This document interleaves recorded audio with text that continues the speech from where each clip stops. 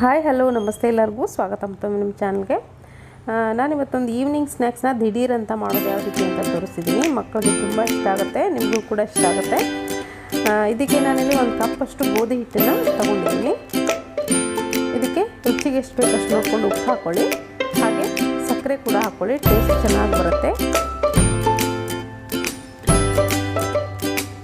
ಹಾಗೆ ಇದಕ್ಕೆ ಇದು ಪೆಪ್ಪರ್ ಪೌಡ್ರು 1 ಸ್ಪೂನಷ್ಟು ಹಾಕ್ಕೊಂಡಿದ್ದೀನಿ. ಸೋಂಪು ಇದು 1 ಟೀ ಸ್ಪೂನ್ ಆಗೋಷ್ಟು ಸೋಂಪು ಹಾಕ್ಕೊಂಡಿದ್ದೀನಿ.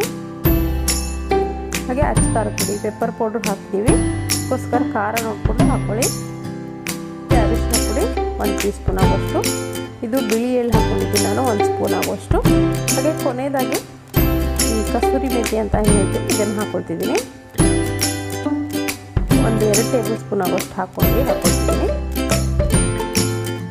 ಹಾಗೆ ತುಪ್ಪ ಹಾಕ್ಕೊಳ್ತೀನಿ, 1-2 ಸ್ಪೂನಷ್ಟು ತುಪ್ಪ ಹಾಕ್ಕೊಂಡು, ತುಪ್ಪನ ಅಥವಾ ಎಣ್ಣೆನ ಏನಾದರೂ ಹಾಕ್ಕೊಳ್ಳಿ, ಆದರೆ ಬಿಸಿ ಮಾಡ್ಕೊಂಡು ಹಾಕಲಿಕ್ಕೆ ಹೋಗ್ಕೊಳ್ಳಿ. ಹಾಗೆ ಡೈರೆಕ್ಟ್ ಹಾಕ್ಬೋದು. ಇದರ ಒಂದು ಚೆನ್ನಾಗಿ ಕೈಯಿಂದ ಮಿಕ್ಸ್ ಮಾಡ್ಕೊಳ್ಳಿ.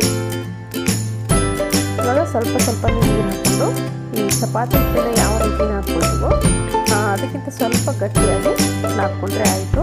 ನಾನು ತೋರಿಸ್ತೀನಿ ಯಾವ ಅದಕ್ಕೆ ನಾದ್ಕೊಳ್ಬೇಕು ಅಂತ. ನೋಡ್ತಿರ್ಬೋದು, ಈ ಹದಕ್ಕೆ ನಾದ್ಕೊಳ್ಳಿ, ಸ್ವಲ್ಪ ಗಟ್ಟಿ ಇದ್ದರೆ ಸಾಕು. ಇದನ್ನು ಒಂದು ಬೌಲಿಗೆ ಹಾಕ್ಕೊಂಡು ಒಂದು 15 ನಿಮಿಷ ಇಡ್ತೀನಿ ನಾನು.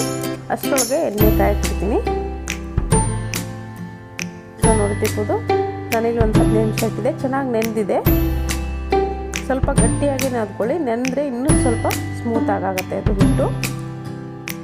ನೋಡ್ತಿರ್ಬೋದು, ಸ್ವಲ್ಪ ಹಿಟ್ಟನ್ನು ತಗೊಂಡು ಈ ಥರ ಸಮಭಾಗಕ್ಕೆ ಕಟ್ ಮಾಡ್ಕೊಳ್ಬೇಕು. ತುಂಬ ಚೆನ್ನಾಗಿರುತ್ತೆ. ಟೀ ಟೈಮ್ ಸ್ನ್ಯಾಕ್ಸ್ ಅಂತ ಹೇಳ್ಬೋದು.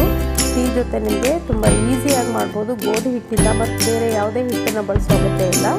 ತುಂಬ ಟೇಸ್ಟಿ ಆಗುತ್ತೆ. ನೀವು ಒಂದ್ಸರಿ ಖಂಡಿತ ಇದನ್ನು ನೋಡಾದಮೇಲೆ ಮನೆಯಲ್ಲಿ ಮಾಡ್ಕೊಂಡು ನೋಡಿ. ಸ್ವಲ್ಪ ಹಿಟ್ಟನ್ನು ಬಳಸಿ ಮಾಡಿ ನೋಡಿ, ನಿಮಗೆ ಚೆನ್ನಾಗಿ ಅನಿಸಿದ್ರೆ ಇನ್ನೂ ಜಾಸ್ತಿಯಾಗಿ ಮಾಡಿಕೊಂಡು ನೀವು ಏರ್ ಟೈಟ್ ಕಂಟೈನರ್ನಲ್ಲಿ ಹಾಕಿ ಎಷ್ಟು ದಿನ ಬೇಕಿದ್ರೂ ಇಟ್ಕೊಂಡು ಇದನ್ನು ತಿನ್ಬೋದು. ನಾನಿಲ್ಲಿ ನೋಡ್ತಿರ್ಬೋದು, ಸಣ್ಣ ಪೀಸ್ ಕಟ್ ಮಾಡಿಕೊಂಡು ಇಷ್ಟು ಒಂದು ಚಿಕ್ಕ ರೋಟಿ ಆಕಾರಕ್ಕೆ ಲಟ್ಟಿಸ್ಕೊಂಡು ಈ ಥರ ತ್ರಿಕೋಣ ಆಕಾರಕ್ಕೆ ಫೋಲ್ಡ್ ಮಾಡ್ಕೊಂಡಿದ್ದೀನಿ.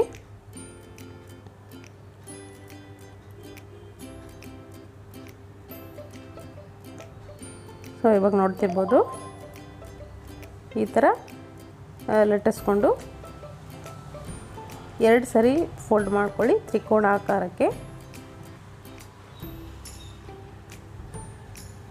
ಇದೇ ಥರ ನಾನು ಎಲ್ಲದನ್ನು ಮಾಡಿಟ್ಕೊಳ್ತೀನಿ. ನಿಮಗೆ ಬೇಕಿದ್ದರೆ ನೀವು ಬೇರೆ ಥರ ಕೂಡ ನೀವು ಮಾಡ್ಕೊಳ್ಬೋದು. ನಾನಿಲ್ಲಿ ನೋಡ್ತಿರ್ಬೋದು, ಒಂದು ಚಿಕ್ಕ ಪೂರಿ ಥರ ಕೂಡ ಮಾಡ್ಕೊಳ್ತಿದ್ದೀನಿ.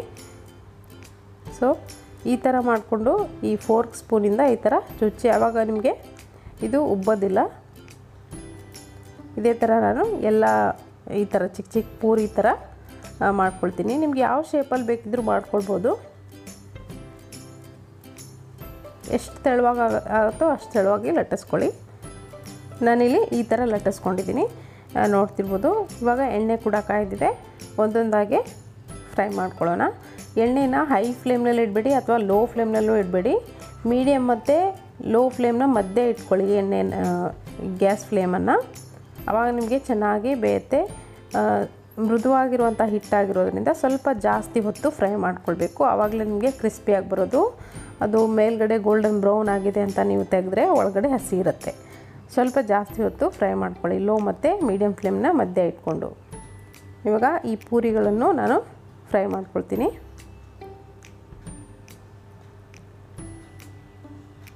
ಟೇಸ್ಟ್ ತುಂಬ ಚೆನ್ನಾಗಿ ಬರುತ್ತೆ. ಈ ಕಸೂರಿ ಮೆತಿ ಅಲ್ಲದೆ ನಿಮ್ಮ ಹತ್ರ ಫ್ರೆಶ್ ಆಗಿರುವಂಥ ಮೆಂತ್ಯ ಸೊಪ್ಪಿದ್ರೆ ಅದನ್ನು ಕೂಡ ಸಣ್ಣದಾಗಿ ಕಟ್ ಮಾಡಿಕೊಂಡು ನೀವು ಹಾಕ್ಕೊಳ್ಬೋದು.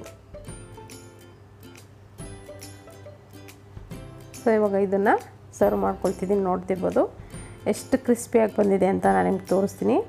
ಅಷ್ಟೇ ಟೇಸ್ಟ್ ಕೂಡ ಚೆನ್ನಾಗಿರುತ್ತೆ. ಇವತ್ತೇ ನಿಮ್ಮ ಮನೆಯಲ್ಲಿ ಮಾಡ್ಕೊಂಡು ನೋಡಿ. ಒಂದು ಏರ್ ಟೈಟ್ ಡಬ್ದಲ್ಲಿ ಎಷ್ಟು ದಿನ ಬೇಕಿದ್ರೂ ನೀವು ಸ್ಟೋರ್ ಮಾಡ್ಬೋದು. ಈವ್ನಿಂಗ್ ಟೀ ಜೊತೆಗೆ ಗೆಸ್ಟ್ ಬಂದರೆ ಇದನ್ನು ಸರ್ವ್ ಮಾಡ್ಬೋದು. ಸೊ ನೋಡ್ತಿರ್ಬೋದು ಇಲ್ಲಿ ಇಷ್ಟು ಕ್ರಿಸ್ಪಿಯಾಗಿ ಬಂದಿದೆ ಅಂತ. ಸೊ ನೋಡಿದ್ರಲ್ಲ, ದಿಢೀರಾಗಿ ಯಾವ ರೀತಿ ಸ್ನ್ಯಾಕ್ ಮಾಡೋದು ಅಂತ. ನೀವು ಕೂಡ ಖಂಡಿತ ನಿಮ್ಮ ಮನೆಯಲ್ಲಿ ಮಾಡ್ಕೊಳ್ಳಿ. ಈ ರೆಸಿಪಿ ನಿಮಗೆ ಇಷ್ಟ ಆಗಿದೆ ಅಂದ್ಕೊಳ್ತೀನಿ. ಇಷ್ಟ ಆಗಿದ್ದರೆ ಒಂದು ಲೈಕ್ ಒತ್ತೋದನ್ನು ಮರಿಬೇಡಿ. ಹಾಗೆ ನನ್ನ ಚಾನಲ್ಗೆ ಇನ್ನೂ ಯಾರ್ಯಾರು ಸಬ್ಸ್ಕ್ರೈಬ್ ಆಗಿಲ್ವೋ ದಯವಿಟ್ಟು ಸಬ್ಸ್ಕ್ರೈಬ್ ಆಗಿ. Thank you.